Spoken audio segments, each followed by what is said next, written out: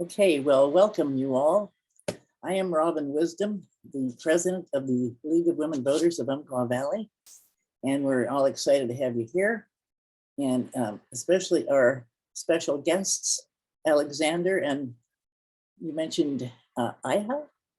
Is that how you say it? Oha? Very good. Welcome. And so the chat box is available for you to write any questions down that you might want to ask them at the close of this. And, or you can ask them directly too. But, so now then, Jenny, whenever you're ready.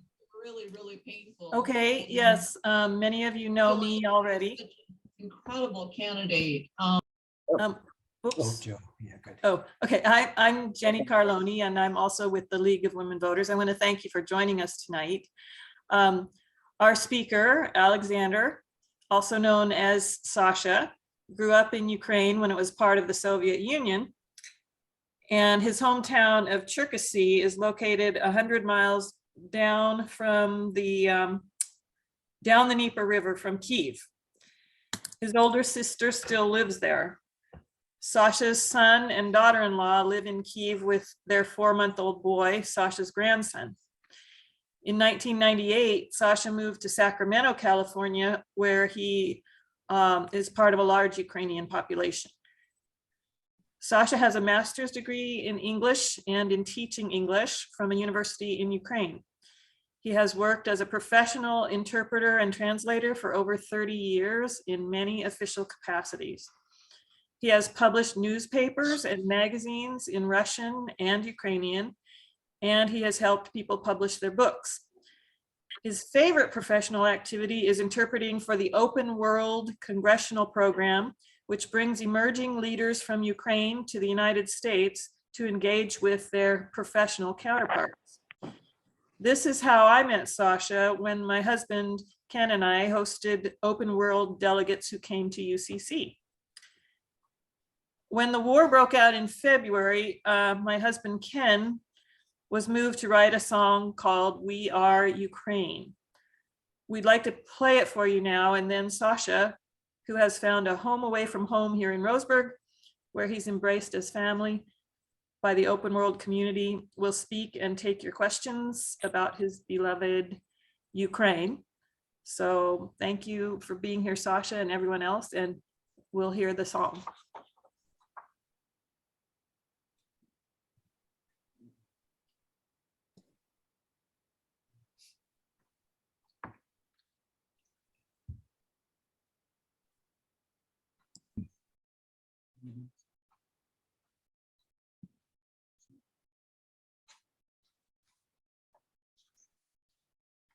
Okay, so one of these days we'll hear it.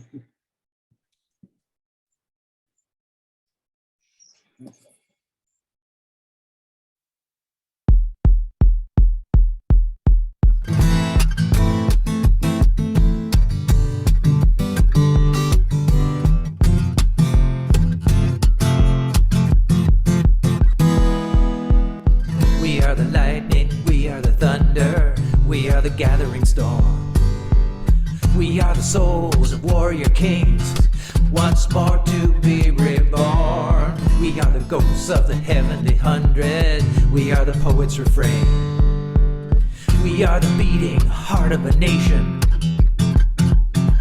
We are Ukraine. We are Ukraine.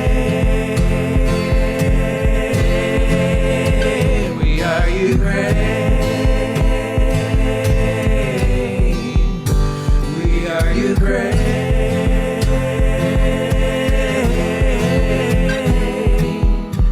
This ancient land has seen too much war.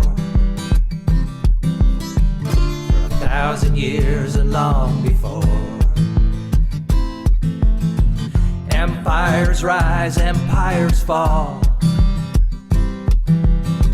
but we prevail through it all. We are the golden fields of sunflowers, we are the pure blue sky. We are the dream of peace and freedom, that will not be denied. We are the hoofbeats of a Cossack charge, sweeping across the plain. We are the people, we are the power, we are the glory, we are Ukraine. We are Ukraine. We are Ukraine. Oh, we are Ukraine.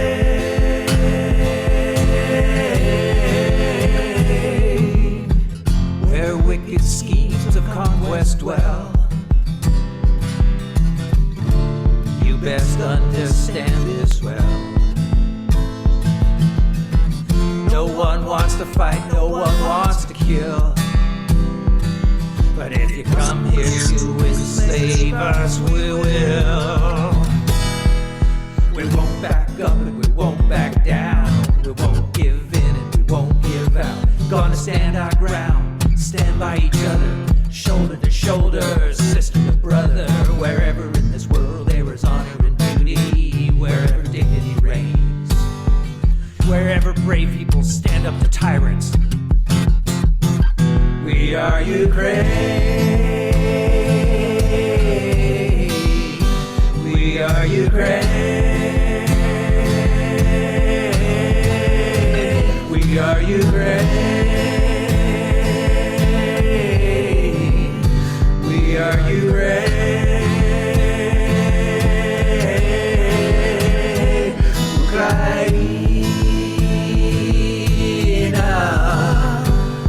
Ukraina.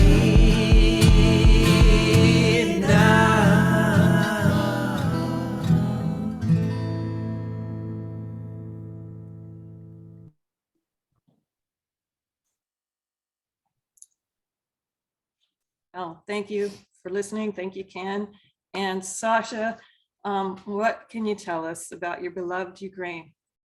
Let me start by greeting you all. Thank you so very much for getting together for just to listen to me. It was really, really big honor. When I was really surprised that by this invitation. I always get surprised by a honest and sincere interest to my country, especially in the situation when the country lives through not the best times of their history. But let me begin with thanking Ken. Great job as always. Thank you very much. I have listened. I got your song a few days ago, and I already sent it to. I'm sorry, without your permission, but I already sent it to about a couple dozens addresses, and I'm only getting best comments. So thank you once again. I really did not know what to start or where to actually concentrate. I assume everybody wants to know what is happening in Ukraine right now. Why? Well, what is happening, all of you know, because we've been following the news, and I have to say that the American media is showing really objectively the situation in Ukraine. So following is one thing, understanding why what happens is happening is a little bit different thing. And as I was trying to think how to better explain to you why is this all happening, I thought that without a little tour back into history, it would be not really possible. So with your permission, I would like to take us back and do a little history lesson, if you may. And I apologize in advance if I'm going to be saying things that you know or obvious things, but once again, they would help us better understand the current events. So let's rewind the history back to the times of the Cold War and back to the times of existence of the biggest country in the world. When I say biggest, I mean the territory. Biggest in territory, the country that is used to know the Union of Soviet Socialist Republics, also known as Soviet Union, also known as mistakenly called by the Americans Russia. Actually, it was. We all now know that it was a mistake to call Soviet Union Russia, pretty much like it is the mistake to call the Netherlands Holland, or it would be the same mistake to call the United States California, say, for example, by the name of the biggest state of the country. So we are talking about the huge country with 9 time zones, with the general length of the border or of the borderline, circumference of the borderline of 37,000 miles, just to compare. The length of Canadian-American border is roughly 4,000 miles, and the length of American-Mexican border is roughly 1,500 miles. So back to the Soviet Union, 37,000 miles. That was how huge the country was, and it consisted of 15 republic, 15 parts. Only one of it was Russia. Another part was Ukraine, and there were 13 others, and all of them were populated by roughly 290 plus minus million people, and that all creation had been created in the result of the communist revolution back in in 1917, and we are talking about the country that had people of 101 different nations and nationalities. So as many languages, as many cultures, as many ethnical heritages, going back from millenniums to pretty brand new.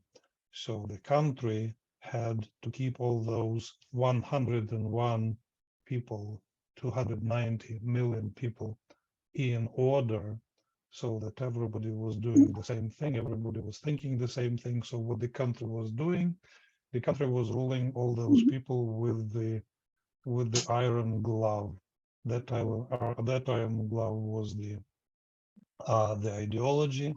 Another iron glove was the political police, which was the KGB, and another thing that was so popular in the country was so-called patriotism. It's where the people were indoctrinated, brainwashed, and everybody was thinking for the benefit of the of the country that was one for all and all for one.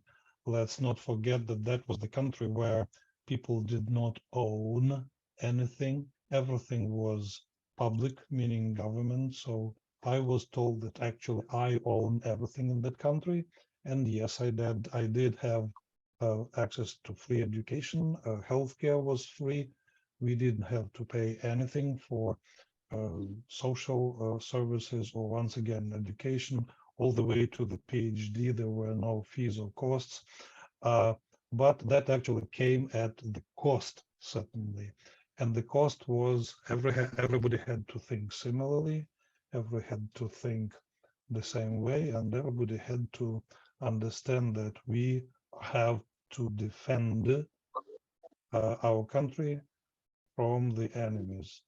To better scare people, you have to invent the enemy.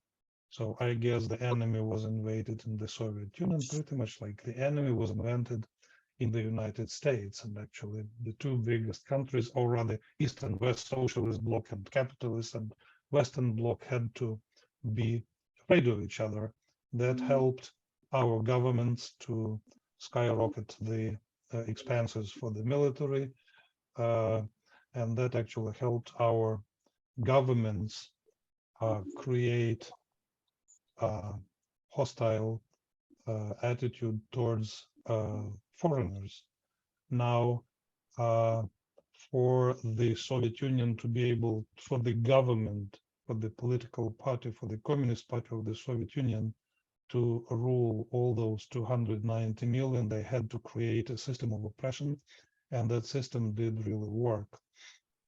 So eventually, I'm cutting this story shorter. Eventually, the Soviet Union collapsed. There were hundreds of reasons: political, social, economical, international, at that, and the country split into 15 independent states, and that was the wave of democracy. So everybody, all of these 15 states had to move or chose their democratic path. However, those democratic paths were really, really different. The democratic path of the Baltic states was easier because Northern Europe embraced them in a matter of a couple of years, and three Baltic former Soviet republics immediately became part of the Northern Europe.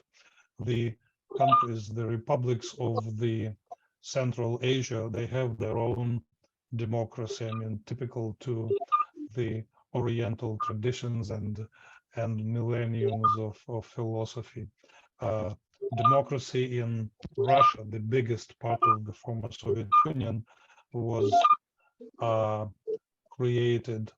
actually inherited the concept of we need to rule with iron glove because the country is big, and if you do not rule it with the iron glove, the structure will fall apart and collapse. The country of Ukraine was actually the buffer, and it is still. It was the buffer between the Western democratic values and the Russian, or rather, uh, uh, Russian, the inheritance of Russian big brothership, if you may, because Russia used to be big brother for all of the other republics. And certainly when the smaller brothers or smaller sisters are looking over the neighbor's fence and trying to play with the neighbor's children rather than to play with your children, that creates some tension. That's exactly what was happening in the course starting from 1991, when Ukraine was actually at the intersection of the roads, trying to figure out where to go, what to do, how to identify itself. And it's my personal opinion. Actually, I forgot to make a little disclaimer. Everything that I'm going to be saying tonight is the personal and individual comments of one single individual of Ukrainian nationality who has been living in the United States for the last 28 years. And it may to some extent reflect the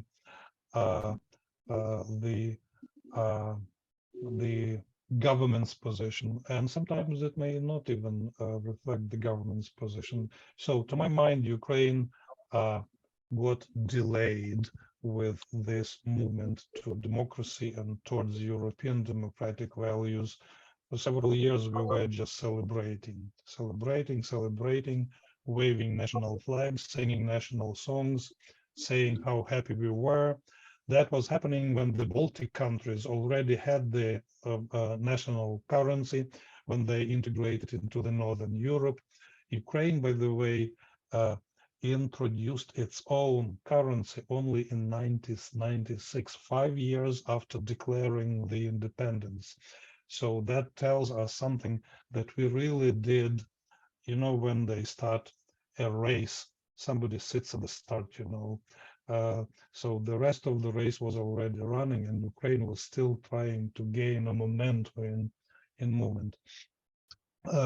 In the 20 years after the collapse of the Soviet Union, the relations between Russia and Ukraine were shuffling from friendship to not so much. That largely depended on who was leading the country. I mean, the government of Ukraine and mostly the presidents of Ukraine. We had pro-Russian presidents. We had pro-Ukrainian presidents. Unfortunately, Ukraine could never build their international relations with Russia only based on politics. Economy was a big factor. And when I say economy, I'm talking about economical dependence, specifically the dependence on the raw materials. Even though most of the leaders of the former Soviet Union circa 1930s none of them, or very few of them, had the college or university degrees. They were pretty much not really educated, but somehow they created a national economy of the huge country of the Soviet Union in such a way that not a single territory, not a single republic of the Soviet Union could have existed economically independently. Say the iron ore was mined in one republic, it was processed in another republic, the metal was made in the third republic, and the metal equipment or cars or tractors or railroad cars were built in elsewhere. So there were like every single republic was connected with another, and all of them were connected with Russia. This was the network that actually helped to preserve the country, the huge Soviet Union country, economically as a whole. So when Ukraine was getting received its political independence, we were not independent, entirely independent economically. We were mostly dependent on Russia or on its natural gas for the purposes of the production, for the purpose of industry, for the purpose of housing, and until the last year, we still were in some dependence in regards to the natural gas. So that was a big factor. Actually, that was a huge factor of Russian international politics in relations to the former members of the Soviet Union. So, I mean, you don't behave, we are going to raise the price for the gas. You are looking west, we are going to make some other deals, you know, and we're going to tighten your supply of the gas. So when finally, and now we are approaching the years to 2010, 2012, 2013. That was the year when the country elected the most pro-Russian president of ever. He was really, really well. I see many of you nodding your head, so you know the story. So eventually, that president was ousted, and the country got into a really big political collapse. I mean, crisis. Let's say crisis instead of collapse. Now, I haven't yet mentioned the other country and the president of other country who had been president of that country for 20 plus years. I'm talking about Putin. I have a friend who works in the American Peace Corps office in Kyiv, Ukraine. He once portrayed or compared Putin to he was talking similarly like I am talking to a group of Americans, and they asked him to give like a picture of who is Putin, and he said he referred all of them to the American movies, Hollywood movies about mafia and mafia clans and mafia leaders. So he actually compared it. That was a really good comparison. He compared Putin to the mafia lord. And he says, well, the Lord does not apply his force immediately. First, he is scaring his victim. He is victimizing his victim. He makes the victim weak, and only then takes property of the victim with little force and even less blood. This is exactly, he said, what Putin is doing. Putin was waiting for Ukraine to become weak. Putin was waiting. They were looking at the Crimean Peninsula, and can we bring the map, please, of Ukraine?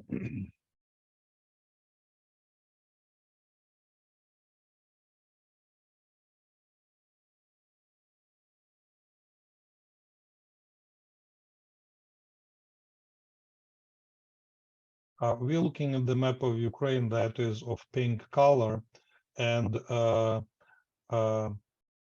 if to speak about the territory of the country, unlike Russia, unlike the same Baltic states, the map of Ukraine has not been cast in stone ever since from the beginning of the 20th century. It was changing all the time, especially the western part of Ukraine.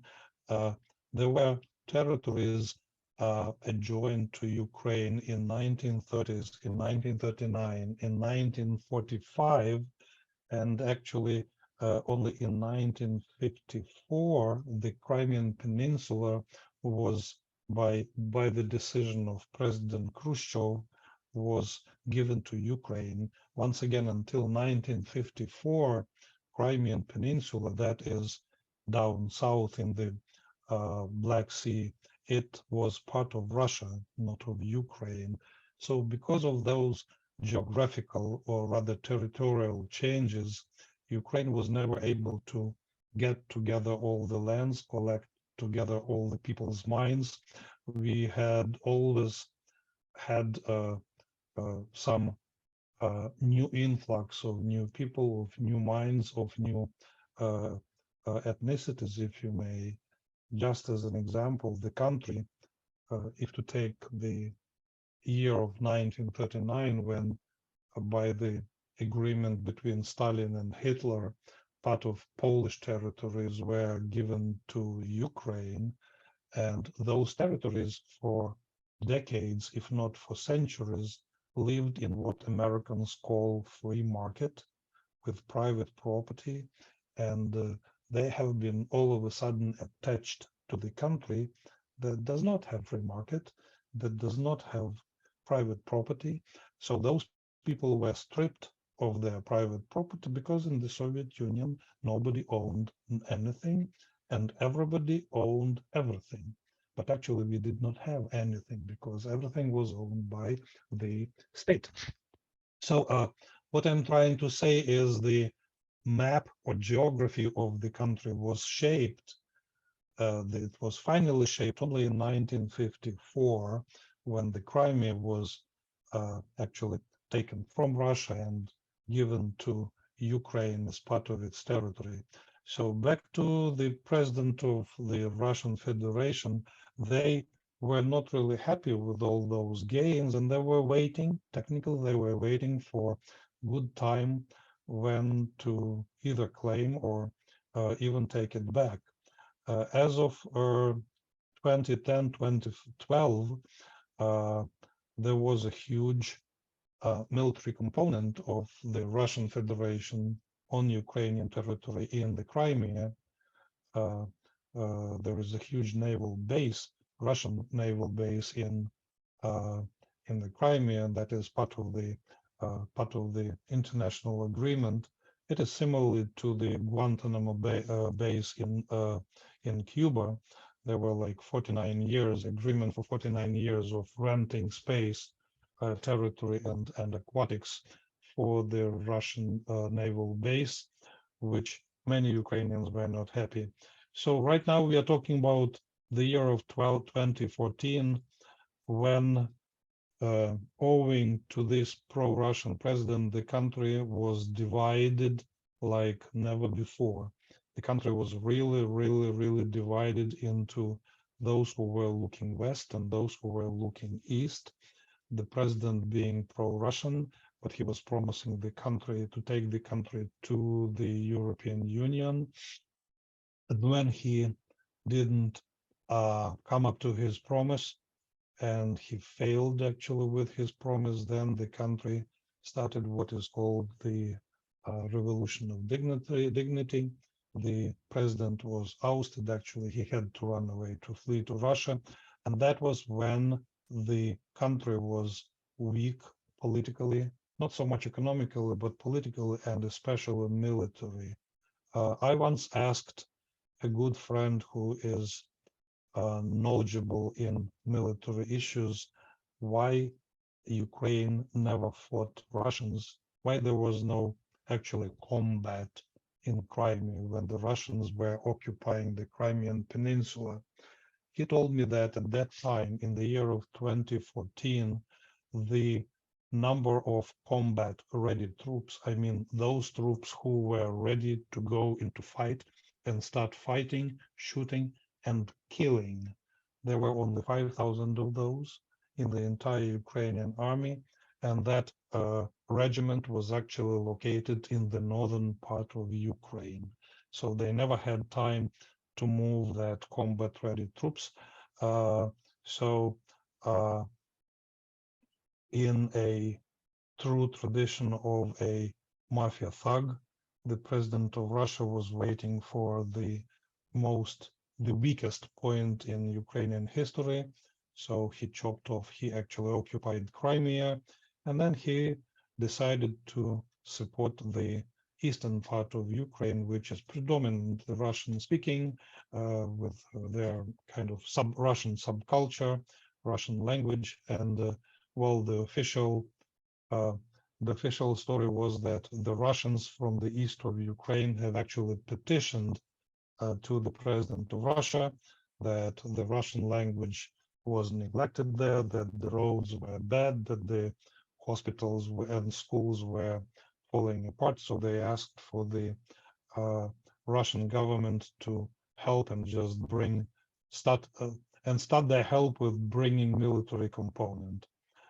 Funny thing, pretty much as soon as it became known in Russia, a couple of the counties in the rural Russian area, there were like communities who decided to get together and write a similar letter to President Putin, saying that the roads in our communities are bad, the schools and hospitals are falling apart, our education is going down the drain. So, Mr. President, please bring troops to our Russian rural areas and help us survive. It went even a little bit further. As far as I know, well, you all know that there is a big Russian-speaking community in Brighton Beach, New York. So there were kind of funny people in New York who created a similar letter to President. Mr. President, we are the Russian-speaking people of Brighton Beach. Our language is neglected. We do not have Russian schools. We do not have too many social services. Please bring Russian troops to Brighton Beach and help us survive the American invasion. So funny things apart, it was in aside, I mean, in 2014, it was 2014 when the military action, combat action started in the east of Ukraine, and we call it a kind of a hybrid. I mean, politicians call it a hybrid war, but I mean, there is no hybrid war where people are being killed, when communities, residential buildings, and schools and hospitals are being shelled, when the people lose their houses. At that time, approximately 1 million Ukrainian population was displaced, had to move from the East country to the West. So there appeared in the Ukrainian social services language, there appeared a term, internally displaced people. Those were the people who had to be displaced within the country from one territory to another. There had to be special services system created for them, like hosting, healthcare, education, so many things. So it all lasted like that, and obviously nobody really knew what to do with that hybrid war.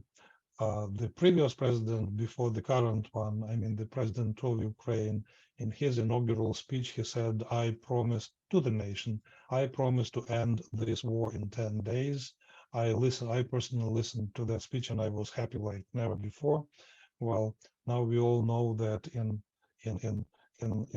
7 years, he actually failed with his promise, because once again, there was economic component attached. There were lack of political and even military will to do it, because everybody was afraid, or rather many people were afraid to wake up a big lion. And remember, until February or March of this year, all the world regarded Russian army as the second largest and strongest army in the world, and it was only due to the Ukrainian armed forces that this myth, it appears to be myth, was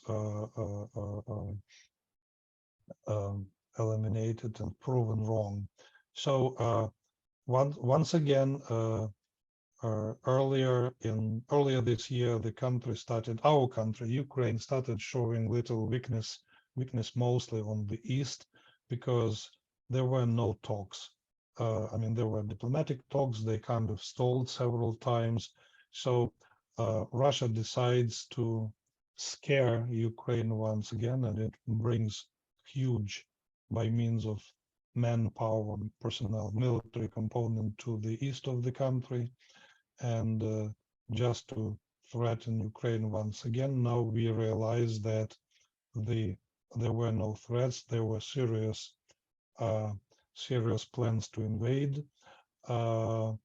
once again under the false pretext of the Russians are being oppressed, the Russians are being persecuted.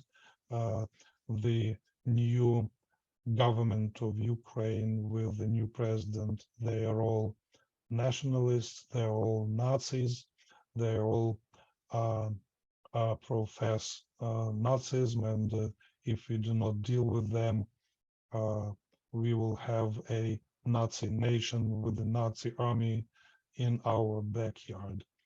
And so what I believe was happening in the headquarters of the Russian, in the Kremlin and the Russian army, the plan was to increase military activity in the east, to invade Ukraine from the north.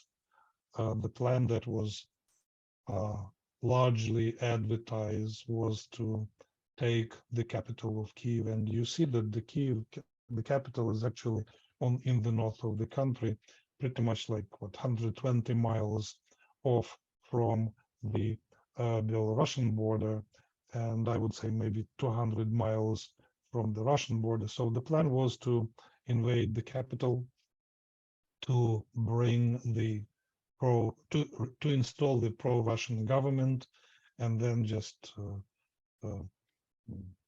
deal with the pro-Russian government in the diplomatic manner, but pretty much like big brother and small brother. And there is one other thing that I usually add when I speak about wars, and this is my personal opinion. It is hard for all of us to remember any war where there was no economic gain or economic goals. Wars do not start just to fight and kill people. Wars usually start to grab some territories and to get richer. It may be the natural resources, it may be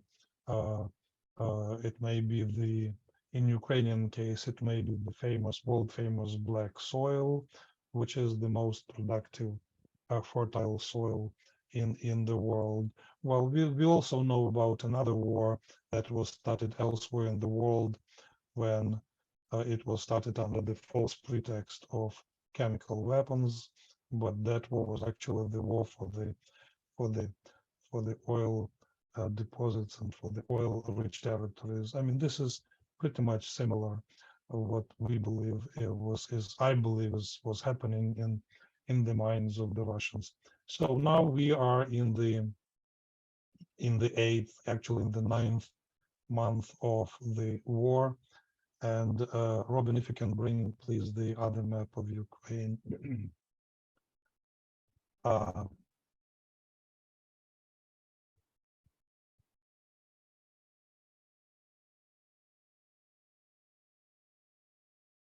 So in the beginning, in March, Ukrainian armed forces were able to kick Russians out of Kyiv. They never got it to further than the suburbs of Kyiv, and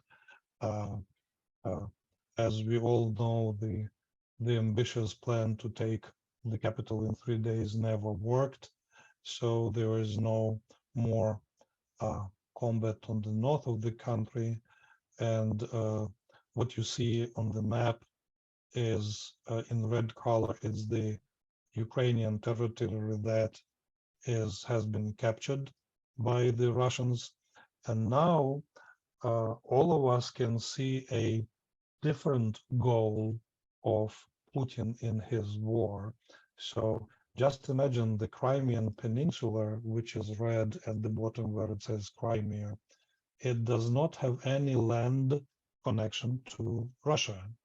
So they built a bridge, which is to the right of the peninsula with Russia, and that was the only road that connected one part of Russian territory with another part of Russian territory.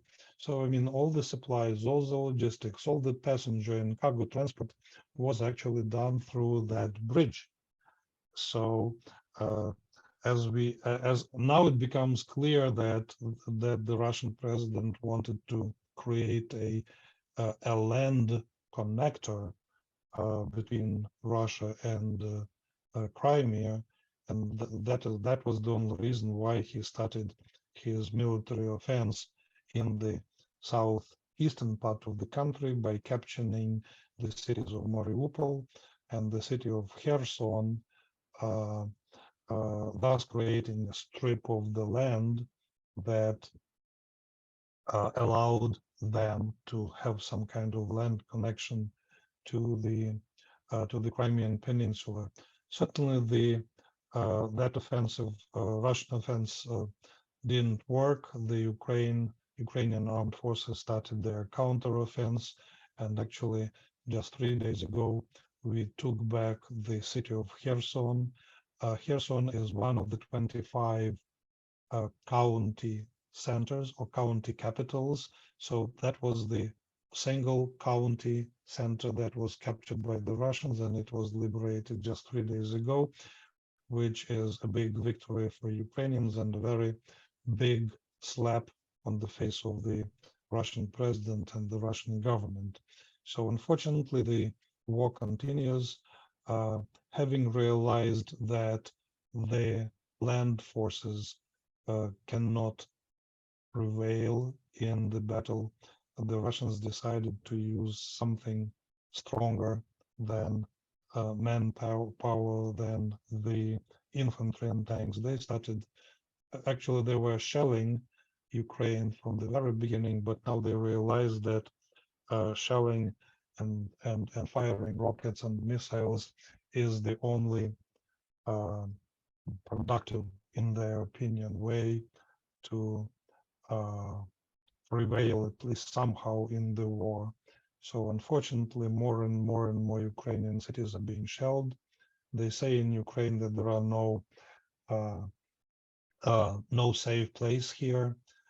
In October, on the 10th of October, Russians, in one launch, Russians sent up to more than 80, over 80 missiles and rockets on the territory onto Ukraine. And you understand that the system of anti-aircraft or anti-rocket system in any country has the capacity, has a limited capacity. It can shoot, like, say, 5 rockets, it can shoot 20 rockets, it can shoot 30, but when there are 80 of them flying at the same time from 3 directions, it's really hard for the system of anti-aircraft and anti-rocket defense to shoot them all. So we believe that on the 10th, it was the worst day. 10th of October, I mean, was the worst day in Ukraine. Unfortunately, we were wrong, because yesterday was even the worst day, because yesterday Ukrainian military forces counted over 100 rockets that flew from the east and from the northeast, and actually from the Black Sea on the territory of Ukraine. These days, the Russians are aiming at the not at the military installations, not at the military bases or military positions. They are aiming at the electric grid. They're aiming at the power stations. They're aiming at what we call the objects of critical infrastructure, just to make Ukrainians cold, just to take the heat from their homes, the water from their homes, and to make Ukrainians more cooperative. This is what is happening these days. We firmly believe that now that we started gaining success and on the battlefield, the Ukrainian armed forces will succeed. So the Ukrainian army continues its counteroffense. Russia is fortunately running out of the rockets and missiles because the Institute of War believes that they have already used up to 80% of their flying arsenal. And those of us who are following the international news, we have heard that there is the event of 2 rockets falling on the territory of Poland that happened today, and it is like right now everybody is trying to figure out whether those were the Russian rockets that flew into Poland by mistake, or whether those were the Ukrainian rockets that were aimed at Russian rockets and accidentally or by physical collision flew onto the Polish territory and exploded there, killing 2 people.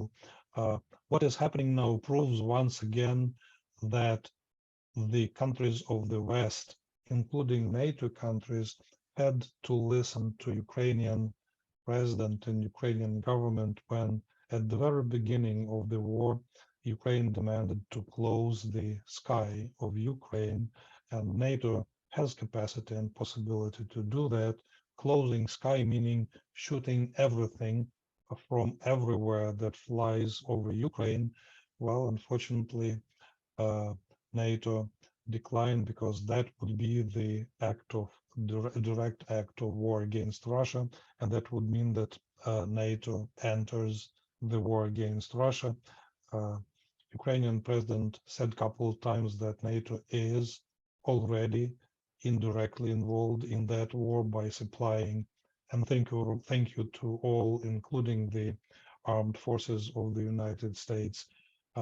NATO is already involved by sending equipment, by training Ukrainian troops, by having some advisors either outside of Ukraine or even in Ukraine. So because the skies over Ukraine are not closed, now we have 10 million of Ukrainian people as of today without power and without light, without electricity, and many of them without water. This is just the result of the last shelling of Ukraine that happened yesterday. Well, I guess I actually had to stop my narration 10 minutes ago. My apologies for going that so far. I guess at this point of time I will be ready to entertain your questions. And Robin, we can bring the map down, I mean, so that we can see the faces.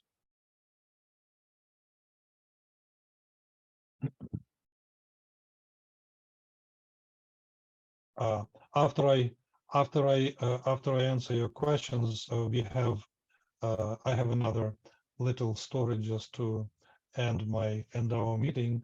That would be kind of a funny / sad note, but before we do that, and then Robin will play another song in Ukrainian, but with a very good video, so that you can see what is happening in Ukraine and the perseverance of Ukrainian people. I'm sorry, I'm ready for the questions. Can't hear you. Jenny. Can you hear me? Yes, now I can. Good. Oh, okay. So I'm wondering if, since we have a small enough group, should we just go ahead and have people speak their questions, or would we still want to encourage the use of the chat?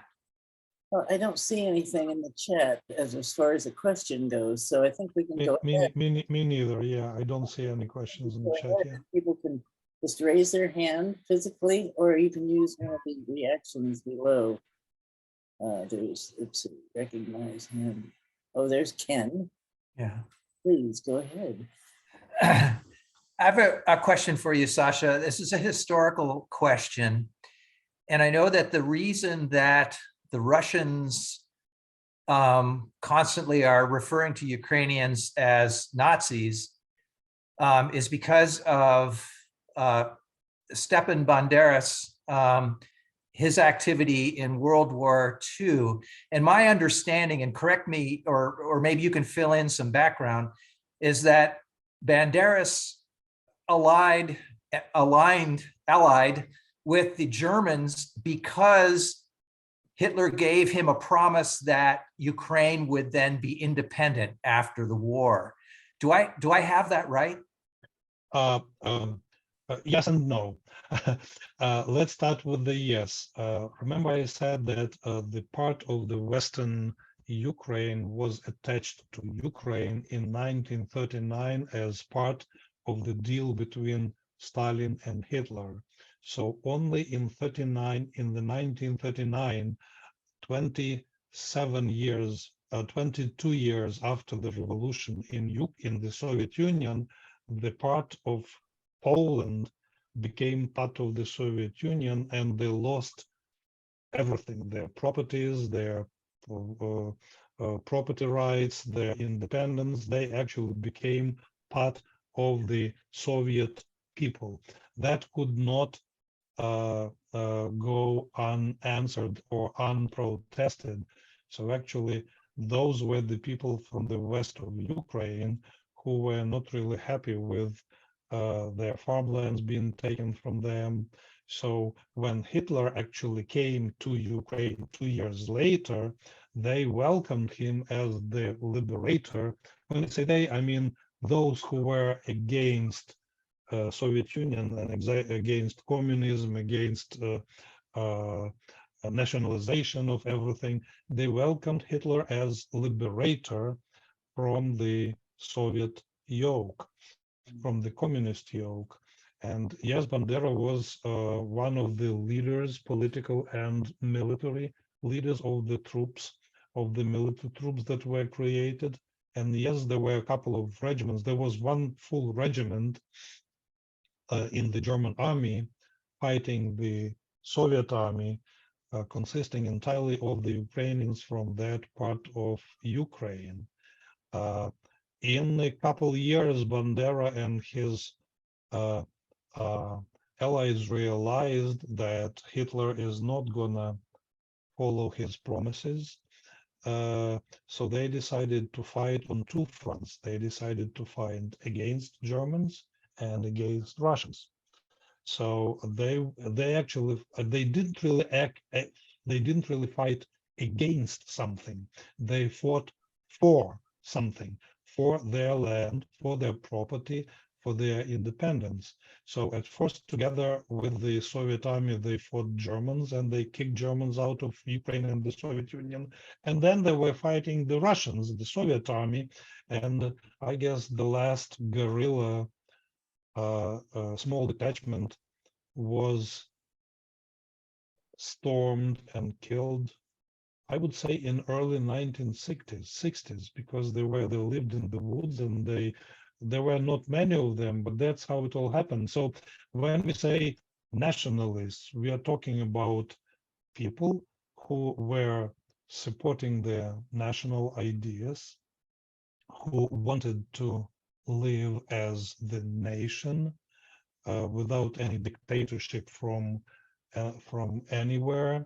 So that is the positive nationalism. When it gets to the right edge, when it gets to the extreme right, it becomes Nazis, because when nationalists start saying we need to kill Russians because they had oppressed us. And yes, Russians did oppress Ukrainians. I didn't speak about the artificial created famine in 1932 and 1933 that took lives of about 5 million people. I didn't speak about hundreds, if not thousands, of poets, singers, politicians in modern Ukraine that were jailed for expressing national ideas. Ukraine has to be national, Ukraine has to be independent, we don't want to live in the Soviet Union. Well, all those dissidents, those of you who know that word, those dissidents were actually against the communist regime. So back to your question, can yes, that impacted seriously the Ukrainian political society, and as a matter of fact, it aided in creation the big division between pro-Western Ukraine and pro-Russian Ukraine, and I believe this division weakened the country. Now the country realizes that, well, divided we are worthless. And I even expressed once a very sad joke. It had to happen, something bad had to happen to the country. That country gets united as a single one. The country forgets about their quarrels, about their fights, about their disagreements, and they get collected and they start fight the aggressor and start kicking some butts, and which they are doing. So once again, there has to be a push, a big push in the history of the country, so that the country gets united. I don't believe, well, you probably saw in the past when there were fistfights in the Ukrainian parliament, there were lots of demonstrations, there were like marches in the west of the country, in commemorating Bandera, and there were demonstrations against Bandera in the east. So this is no more, and I don't believe that the country or the nation would even think about those differences anymore after we prevail, and we will prevail, and we will win. That goes without saying. I once, just 3 weeks ago, I interpreted for the group of Ukrainian doctors who came under the same open world program to, we were in Tucson, Arizona, and they had a little presentation with the students of the community college, of the city college. And one of the students, like a young man of 25 years old, asked Ukrainians, so when do you think the war, or how do you think the war will end? And the one of the Ukrainians, and they all were the transplantation surgeons. These are the surgeons that transplant organs during their surgeries. So he stood up and he said, the war, here's how the war is going to end. We either will win or we all will die.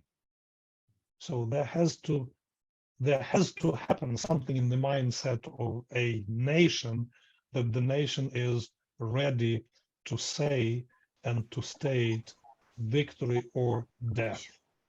I guess the phrase victory or death is quite familiar to the Ukrainian community. I'm referring to Texas Alamo, to the Lieutenant Colonel Travis, who in 1835 said pretty much the same, victory or death. So this is familiar to everybody who is fighting for something dear to your heart, for something, for your land, for your country, for your nation. I'm not sure whether I answered your question.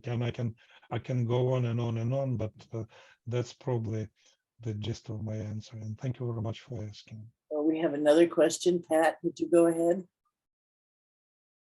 Pat Chairman. Yes, I'm with the attacks on the infrastructure. How are the teams that have to rebuild it, how are they doing? And are they getting any help from the international community for rebuilding infrastructure, especially like the electrical grid and so forth? Well, my expertise does not go that far. All I know is that the country had been preparing for this. The government had been creating some kind of backup plans. When they started hitting the grid and substations and power stations, the local governments in the counties, they had the planned shutdowns of the power in specific areas, like by the calendar, scheduled shutdowns, with the purpose of saving, with the purpose not to overload, and with the purpose of allowing the crews to the repair crews to do. I don't know whether the international community is helping. I can only guess, because Ukrainian government is really good, is reaching out to the internationally, and they're not really reaching out militarily, like asking for military or equipment help. There's, in addition to government help, there's huge international non-government assistance, lots of non-profits, lots of private individuals. It's huge. It's even hard to explain how huge this whole thing, starting with knitting the nets for the soldiers and ending with collecting. One of my delegations of another medical group that I had in it was in Honolulu, Hawaii, is they brought 3 suitcases of they took 3 suitcases filled with tourniquets to Ukraine. That was collected by the medical community of 4 hospitals in Honolulu. Even these trifle things, they do help, and they help a lot, and actually they save lives. So Pat, unfortunately, I cannot answer your question about the assistance to the crews, because we have had experience in shelling. This yesterday's shelling has been hardest, has been more deadliest, if you may. 10, like I said, 10 million people are right now in Ukraine without power. We'll see how the grid responds and the country responds. This has not happened before in the course of 8 months. We will see. I mean, praise and hopes. I know. Any other questions, folks? Comments, Jenny? Please. Yes, you may or may not have insights into this, but what role could the Russian people play in changing the outcome and getting the government to back off? Little to none. That is my honest answer, because that country, or rather that government, remember I used several times the word iron glove or iron fist. That country, just go online and browse for the press any video appearance of Vladimir Putin 30 years ago. He was a shy, slim, shy person who didn't know how to say a couple of words, who tried to avoid cameras as much. But in the course of these 30 years, he grew into a tyrant, into a person who does not accept no, or who does not accept anybody else's opinion. And as a matter of fact, this is why he is losing the war, because all his advisors, political, military, economical advisors, were afraid to, and still are afraid to tell him the truth, because they know that those who do not tell the truth to the president, they can have their life shortened. I mean, political or even physical life shortened, because that country does not say no to leadership. The political regime, the political oppression was getting stronger and stronger. All those demonstrations, all those rallies, they were brutally dispersed by the police.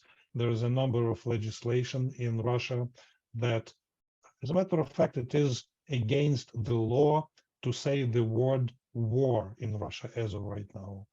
Say the word war. I'm not talking about going out and just holding a poster. I'm against the war, you know. So Russian nation, Russian people are silent until something is taken away from them. Right now, when the so-called mobilization was announced, and actually it was something like a draft. Those of you who remember Vietnam draft, a draft happened in Russia. All sorts of men were just grabbed by the conscription officers, and just they were sent to the front. At first, Putin promised that the new draftees would be trained, but never sent to the battle. That was a lie, because they wind up in the battlefront maybe 1 week after being drafted.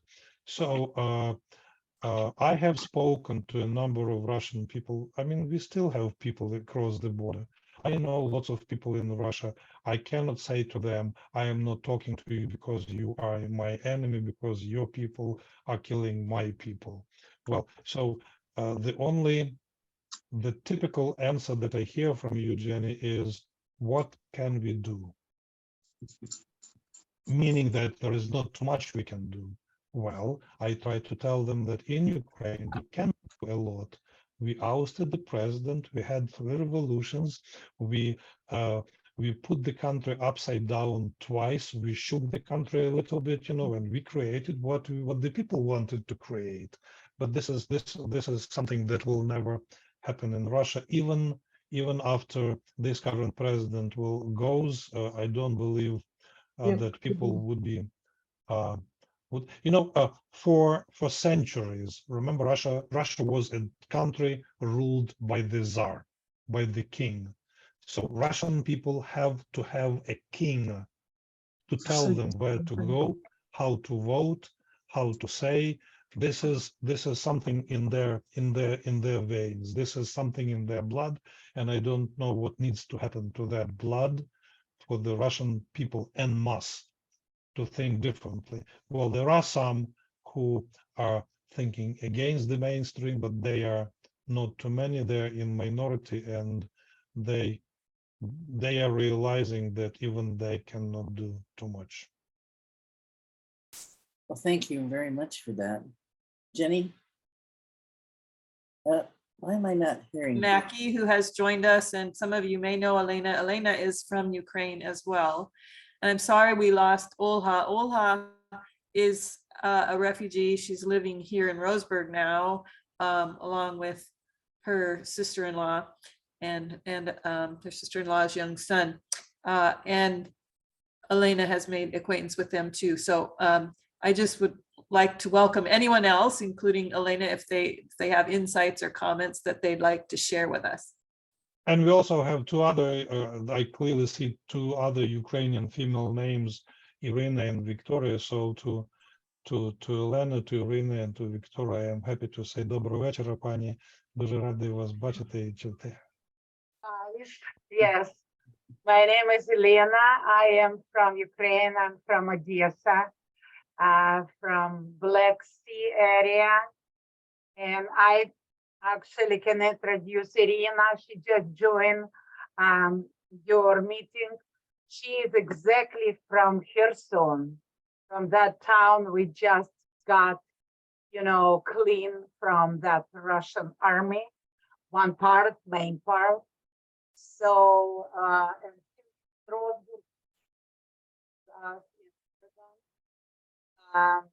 not see her on video, but she's with us.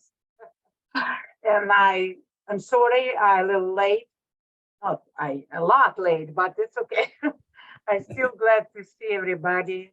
And I understand we have kind of that conversation, what it's important to understand. We are feeling this because we have our relatives in Ukraine, and this is what we're living with. Even all this 9 months, we are not there, but we are there. Every morning and every evening, I'm talking to my dad, to my brother, I reading all posts, and listening all videos.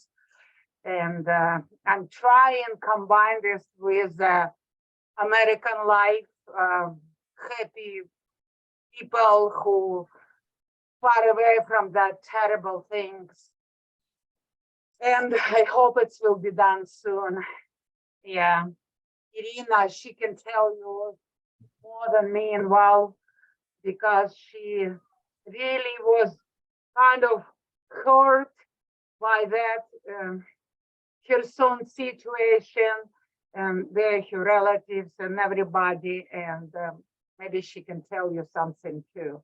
But I'm glad to see so many faces and people who understand what's going on in reality, and who I believe in Ukraine victory. I know. Thank you, Elena. Anna, would you like to say something? Good evening. Please, I'm Irina. Elena. Yeah, it's a little bit not easy for Americans to say. Thank you. I joined a little bit late. Unfortunately, I didn't see the message from Elena early enough.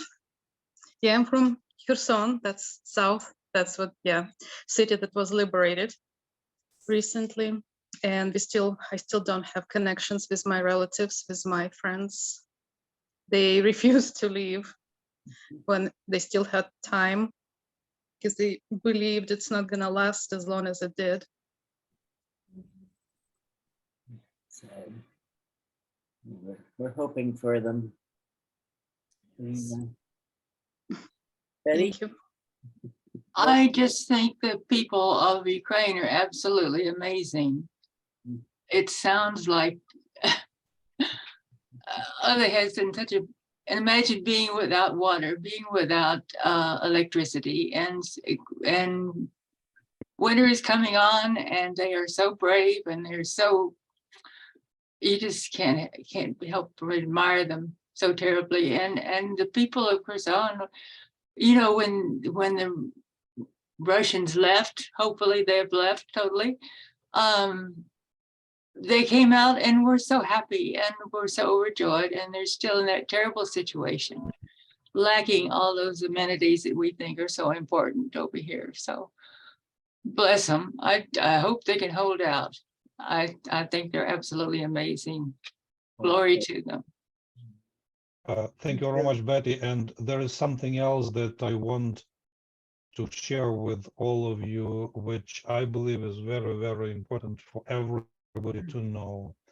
It is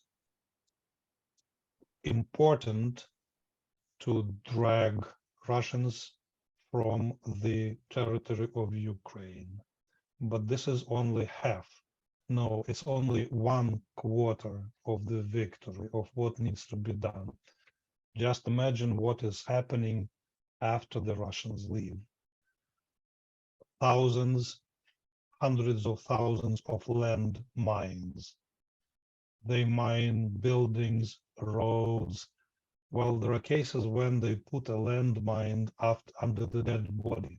So when you move a dead body to bring the dead body somewhere, the landmine goes off.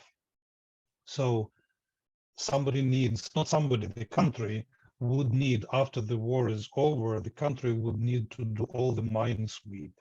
And there is another huge engagement of the international community that the country would be relying on. Mine sweeping is number one.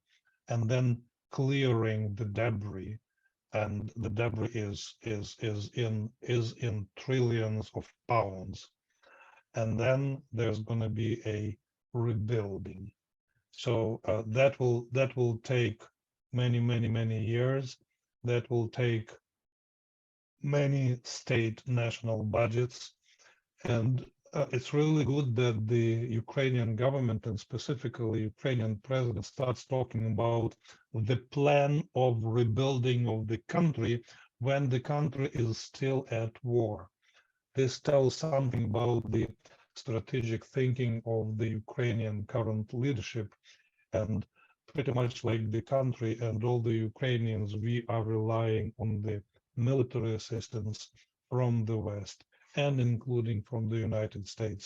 We would continue to rely in the peacetime after the war, when the country would need, so there has to be, there has to be another Marshall created in Ukraine, rather in the Eastern Europe.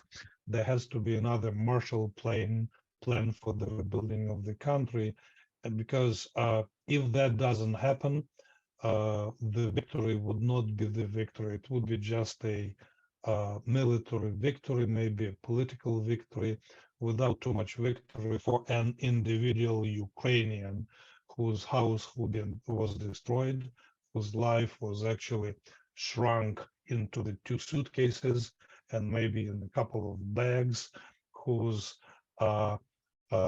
who cannot find a home or residence for months. So that also has to be kept in minds of the international community, that the war, dealing with the enemy, and just pushing the enemy back would not be enough, because it would not, how do I say it, it would be not worth of all the sacrifice that the Ukrainians have made in the battlefield and outside of that.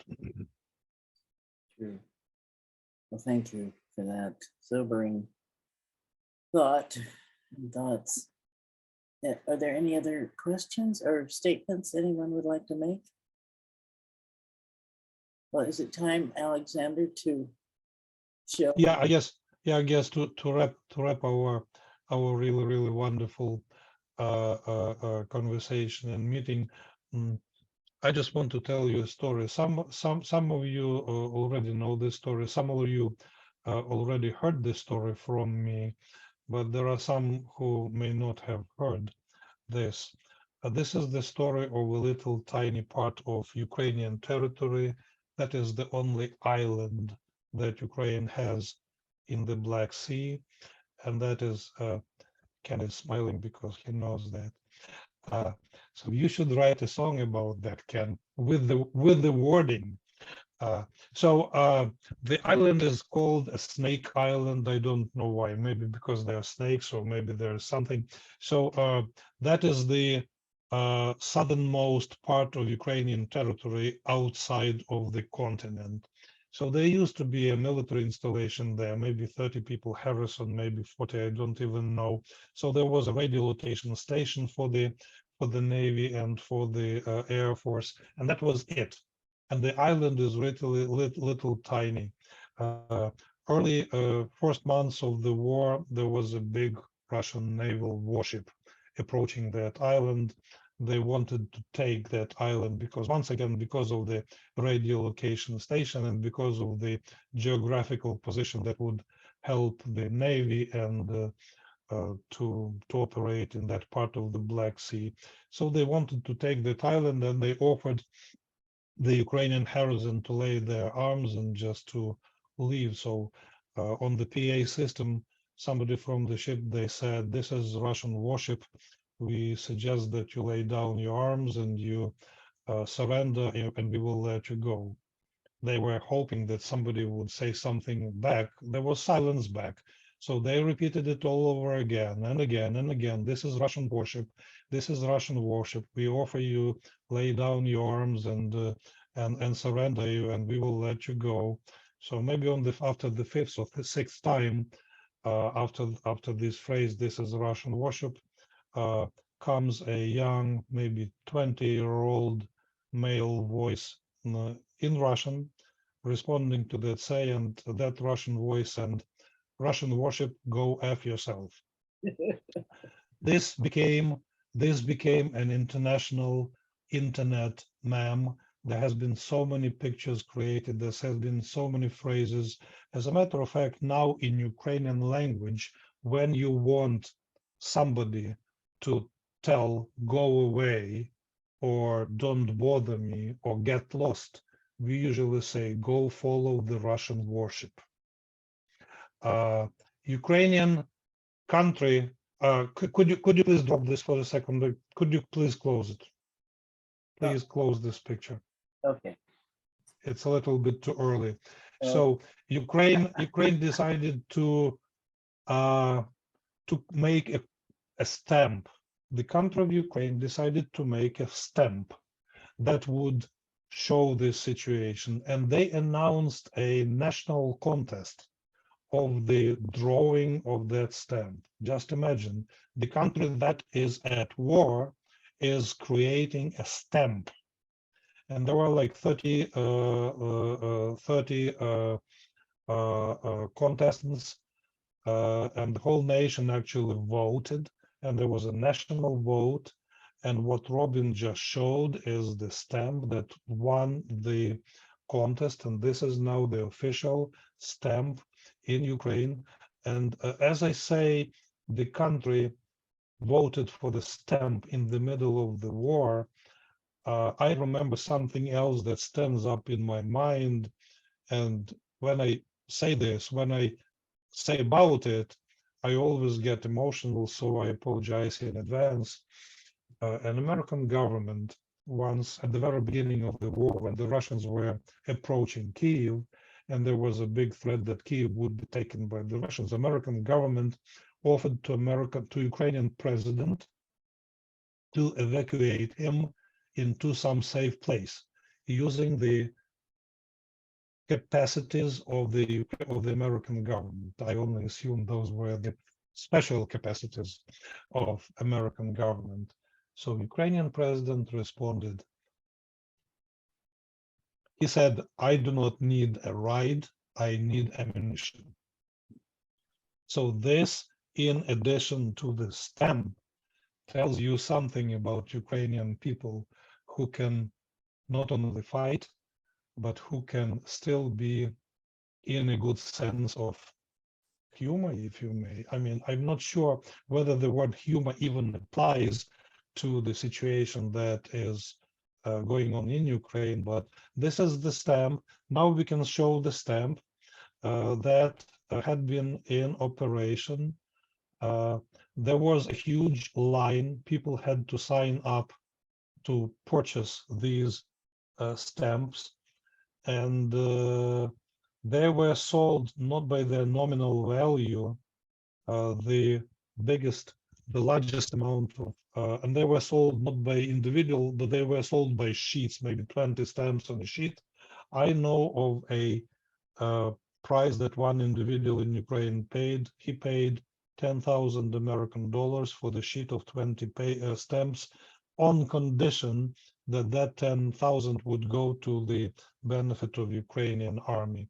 I guess this would be a nice point to end our friendly conversation, hoping that the entire Russian military system would follow the Russian warship eventually.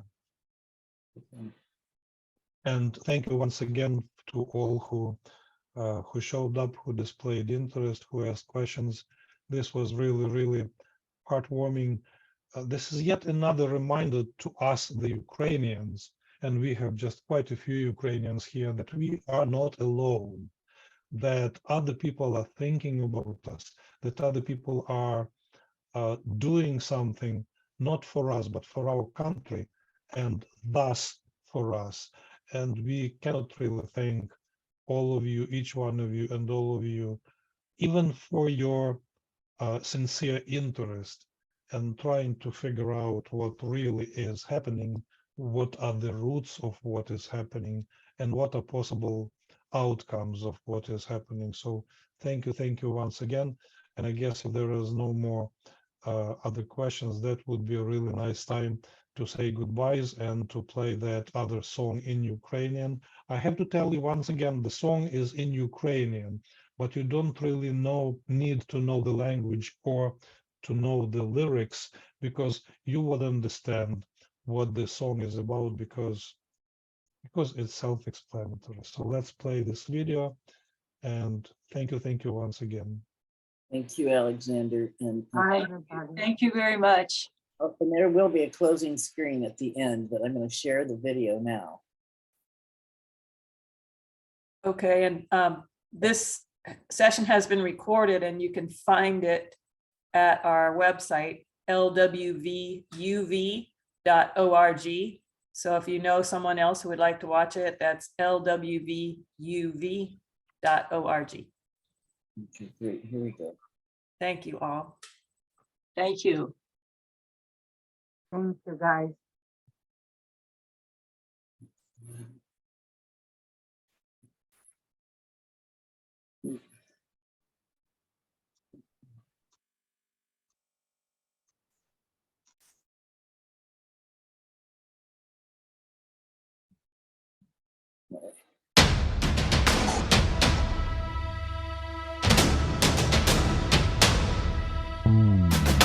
Чому так гірко плачеш, я знаю, не пробачиш образи всі, що на душі, незламна і смілива, міцна і норовлива моя земля, моя Україна.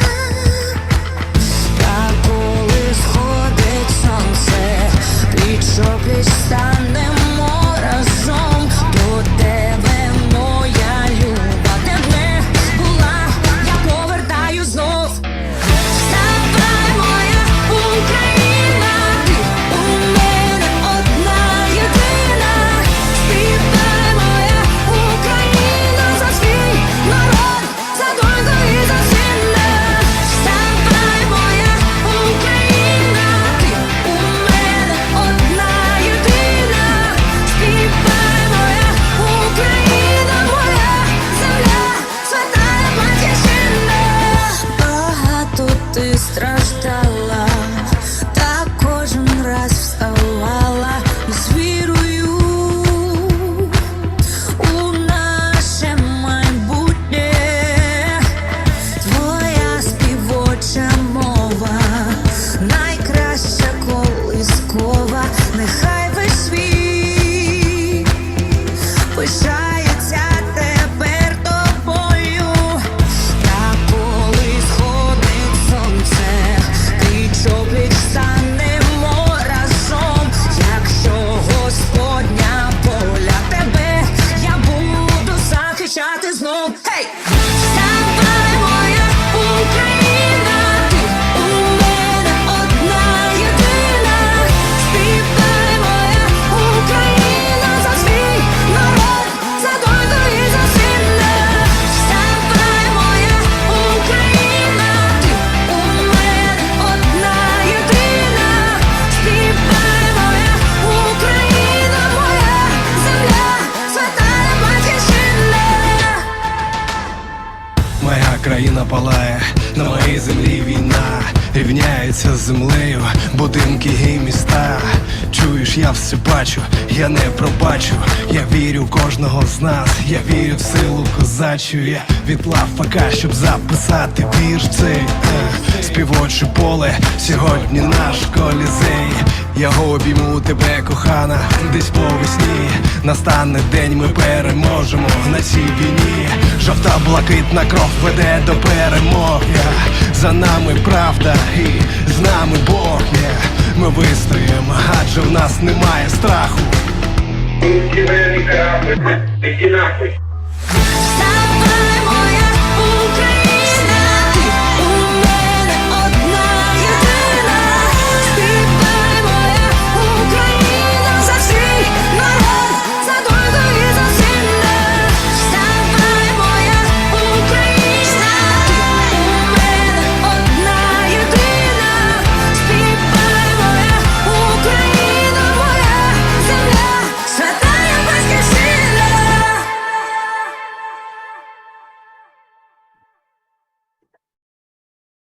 It was so moving.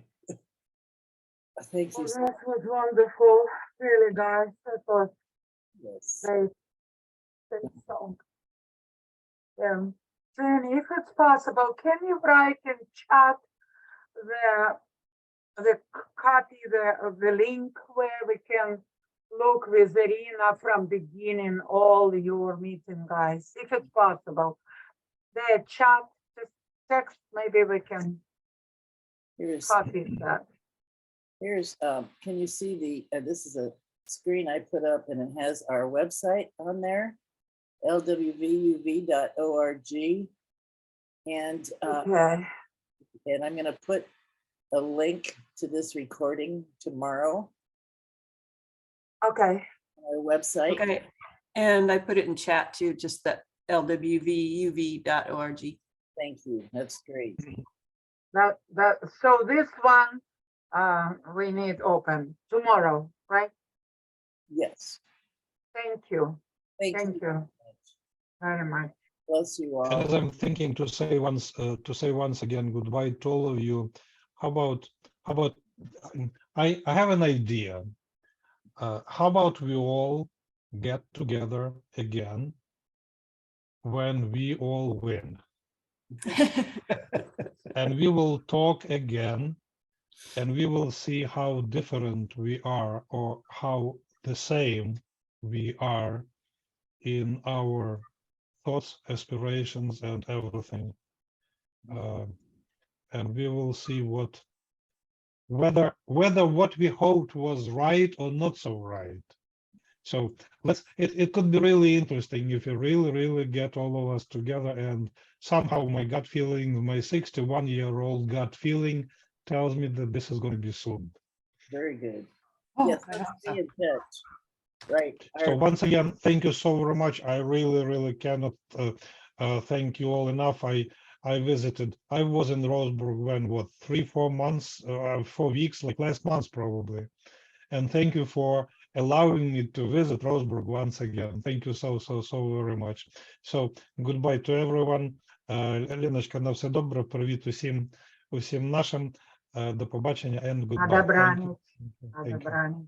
Take care. We're with you in heart and spirit. Bye-bye, everyone. Thank you all.